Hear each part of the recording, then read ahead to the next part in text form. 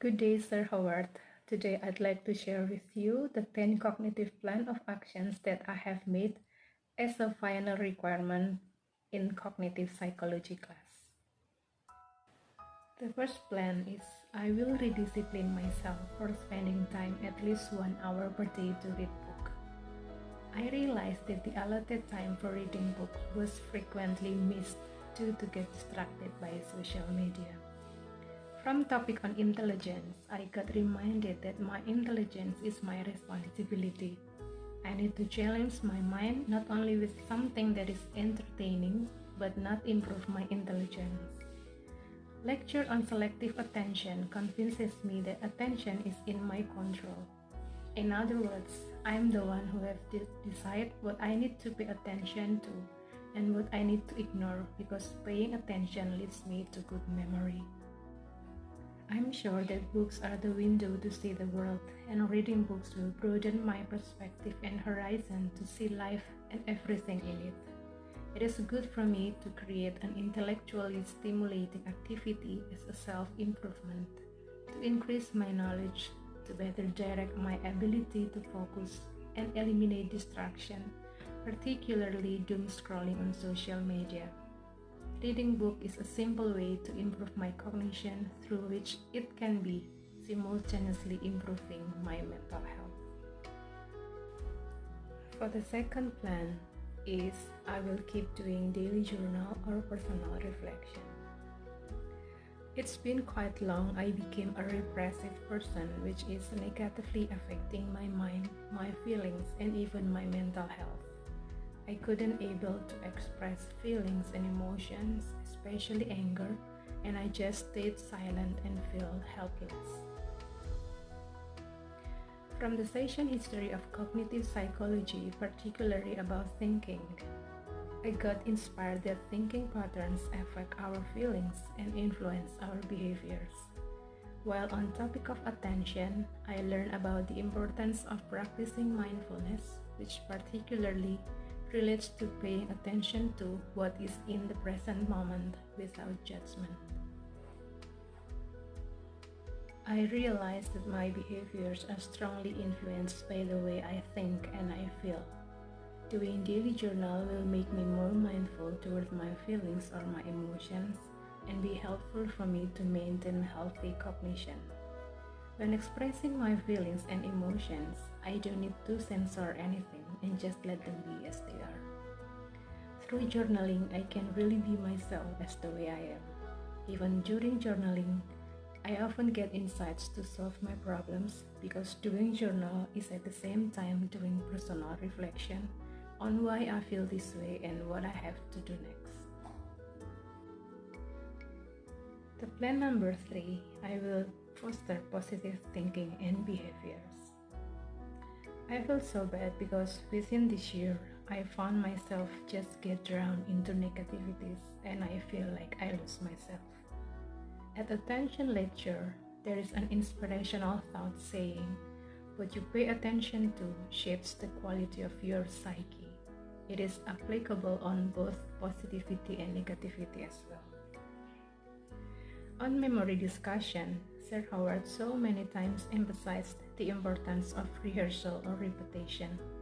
The more you rehearse, the more you remember. While from cognitive neuroscience session, I found the important key. You are the master of your thought. The brain shapes our cognition, but not always. Consciousness is not located in the brain because there is something else driving the brain, which is psyche. I'm sure that this plan will help me improve my cognition because it will be a good exercise for me as a self-rehearsal. Being positive doesn't mean that I don't have any negative thoughts. It means that I don't let negativity take control over me. Of course, it takes time and requires ongoing process, but at least by setting this as a plan or even personal commitment, I can start doing it. And if I'm still failed, I'm sure there is always another chance for me to start over. The plan number 4, I will keep encouraging myself to bravely face the problems up. I was often trapped by fear of creating conflict with other community members in my convent, since we are only two, my local superior and I. From class discussion on problem solving, I got reminded to better distinguish ill-defined problem which is clear enough and well-defined problem which is unclear. Considering that, it leads me to get new awareness to enhance both convergent thinking skill, which is looking for immediate solution, and divergent thinking skill, which is searching for many possible ways.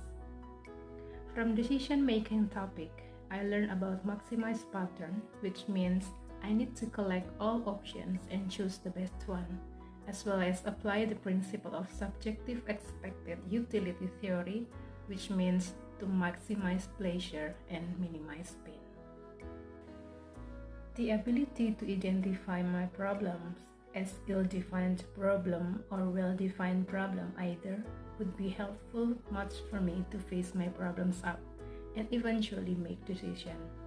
It will in turn brings me to better resolve my problems whether with immediate solution or necessity to search for many possible ways. I'm sure that I will be able to break through the fear overshadowing me so far and live more freely as the way I am. Plan number 5, I will continue making to-do list and put the list at the reachable spot in order to get better prioritizing my stuff. I used to make to-do lists, but it unknowingly faded as I jotted them down in different places. So I need to put the list at the most visible and reachable spot.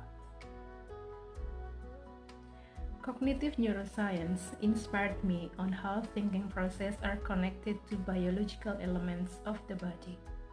From selective attention discussion, I get more convinced that I am the one who have capacity to choose or to select what I want to focus on and what I need to ignore. And of course, it would be helpful for me to avoid conditions that will make me a multitasker. I'm sure that it will help me improve my cognitive life because I realize that I am the manager of my time, my tasks, and my life as well. The better I manage all things, the better my life will be. To-do list is not only an instrument to prioritize tasks, but also becomes a good exercise for me to make a good plan of life, either for the short-term or long-term period of time. It also prevents me from divided attention and becoming a multitasker as well. The plan number 6. I will keep designing daily Facebook story about motivational quotes with relatable photos or images as relaxing activity. As you can see on the 2 pictures there, they are 2 of so many designs that I have made so far. I used to post personal reflection on my Facebook page in long narratives as the way I actualize myself with various experiences in different circumstances. It was stopped due to concentration on my study. I kept on posting but in short scripts or motivational quotes only, until the idea of designing Facebook story as shown came into my mind, and it's still going on until now. I learned from class discussions such as on memory, which reminds me that good memory is assets.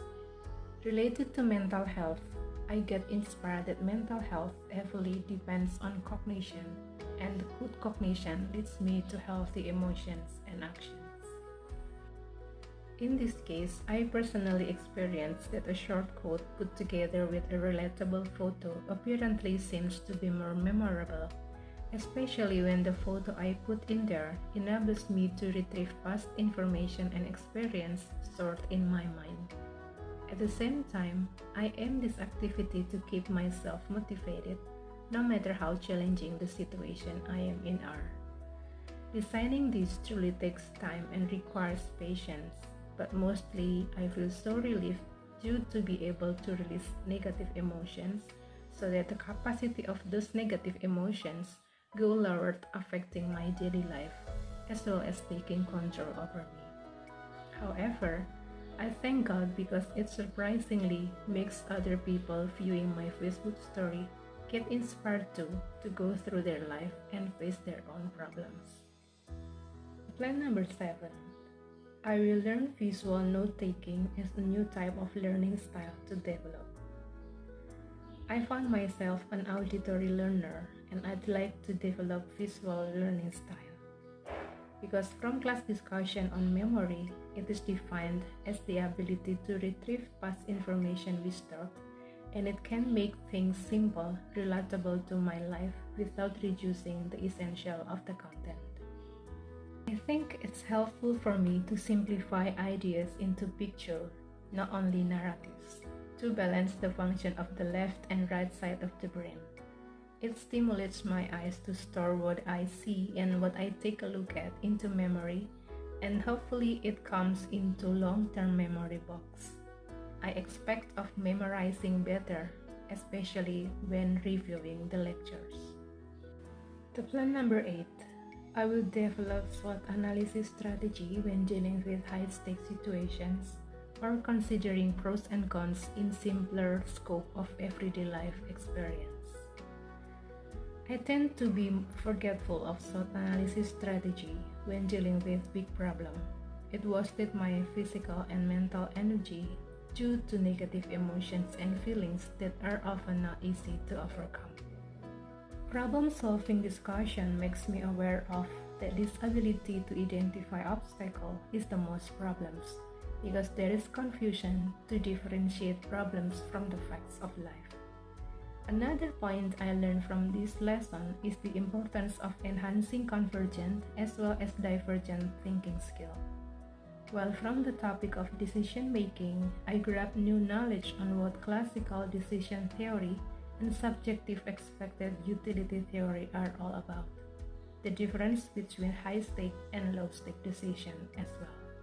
To me, developing SWOT analysis strategy is helpful when dealing with high-stake situations because my mind is being rationally challenged to reflect on my problem, so I am able to make the most make sense, logical, and practical decision.